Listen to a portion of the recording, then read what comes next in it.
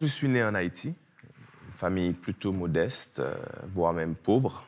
Ma mère, qui était la première à voyager, est allée à Paris pour travailler avec une famille. Donc, elle était femme de ménage.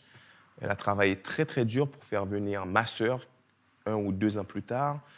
Elle a travaillé encore plus dur pour me faire venir et après encore plus dur pour faire venir le frère et le père. Donc, ça nous a pris à peu près 7 ans pour que la famille se réunisse ici à Paris. Et ça, dans des conditions plutôt difficiles, quoi. Je veux dire, je ne vais pas le cacher, à un certain moment, on vivait pratiquement tous dans une chambre de bonne. On parle de 4 à 5 personnes. Donc ça, c'était mes vrais débuts dans cette ville lumière. Mais par la suite, avec un tout petit peu d'éducation, j'ai décidé d'aller voir ailleurs parce que je n'arrivais pas trop à m'en sortir.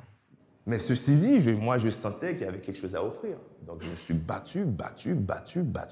Les portes se fermaient, je refrappais, je défonçais, j'ouvrais, je mettais ma tête, mon pied, je bloque, je rentre. Et puis voilà. À l'âge de 22 ans, peut-être, ou 21, je me suis cassé parce que je n'arrivais pas à m'en sortir. C'était très, très dur. À un certain moment, je me suis même retrouvé sans abri et ça pendant des mois. Et voilà, c'était système D, mais complet.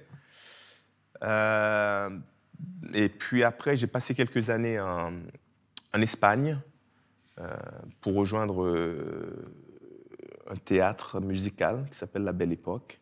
Et c'est vraiment là que j'ai commencé à avoir une carrière dans l'entertainment, en gros.